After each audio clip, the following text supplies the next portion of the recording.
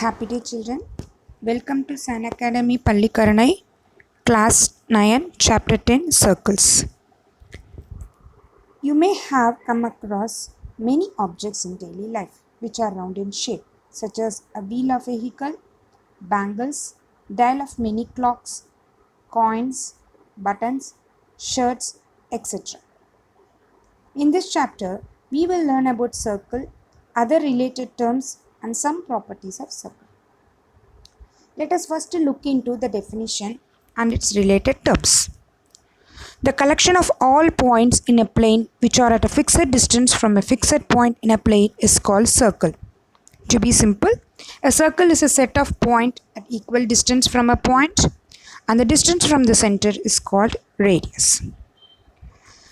A circle divides the plane on which it lies into three parts.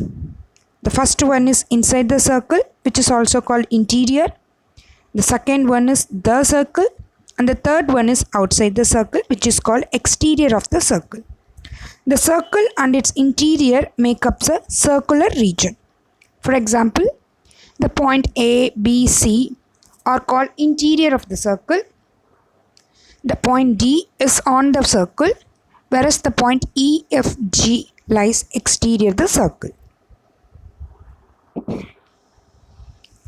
If you take 2 points on a circle, then that line segment is called chord of a circle.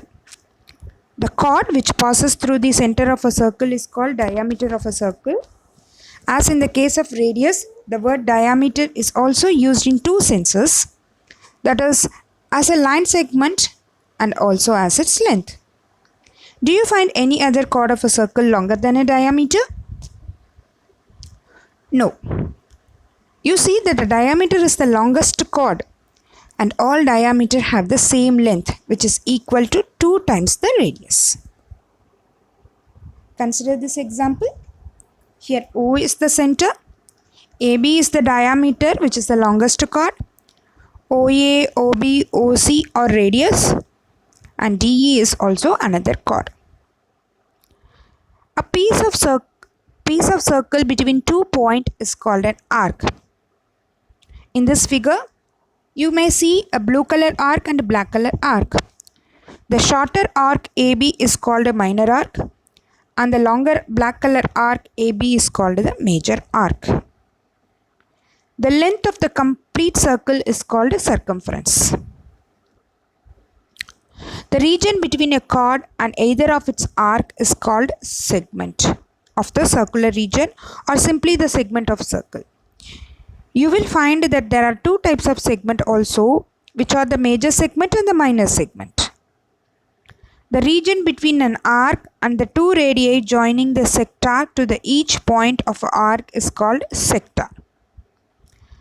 Like segment, you find that the major arc corresponding to the minor sector and the major arc corresponding to the major sector. That's all about parts of circle. Let us move into the theorem. Equal chord of circle subtend equal angles of the circle. So what is given? A center O and 2 chord AB and a CD which are equal. We need to prove that angle AOB is equal to angle DOC. Now join OB and OC. Consider 2 triangles AOB and DOC. We can prove that these 2 triangles are congruent using SSS, congruency rule. So what can we come to a conclusion?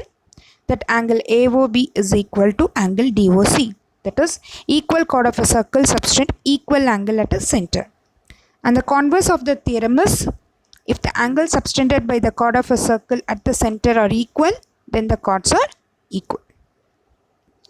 Look into the next theorem 10.3. The perpendicular from the center of a circle to the chord bisects the chord. Let us prove this theorem using an experiment. Draw a circle on a tracing paper. Let O be its center. Draw a chord AB. Fold the paper along a line through O so that the portion of the chord falls on the other. Let the crease cut AB at a point M, X. Then angle OXA is equal to angle OXB, which is 90 degree, or we can say that OM is perpendicular to AB. Does the point B coincide with A? Yes, it will. So we can say that XA is equal to XB. So this is what the theorem says. The perpendicular from the center of a circle to the chord bisects the chord. And the converse of the theorem is the line drawn through the center of a circle to bisect a chord is perpendicular to the chord. Next we will move on to the very important theorem in this chapter, Theorem 10.8, which states the angle subtended by an arc of a center is double the angle subtended by it at any point on the remaining part of the circle. So what is given? Center with a point O, arc PQ of this circle subtending angle POQ at a center O and angle PAQ at a point A remains part of center. We need to prove that angle AOQ is equal to twice angle PAQ. Let us join AO and extend it to B. So we have two cases over here. First we will solve the case 1. Look into the figure and observe the triangle APO. We can say that OP and OA are equal because both are radius, and angle OPA is equal to angle OAP because angle opposite equal sides are equal. And we know exterior angle property. With exterior angle property, we can conclude the conclusion that angle POQ is equal to twice angle OAP. If you are considering a triangle AQO in a similar way, if you proceed, then you will be get to a conclusion that angle BOQ is equal to twice angle OAQ. So you got theorem equation 3 and 4. Add those two equations, you will get that angle POQ is equal to twice angle BAQ. The similar way we can prove the case 2 also in detail.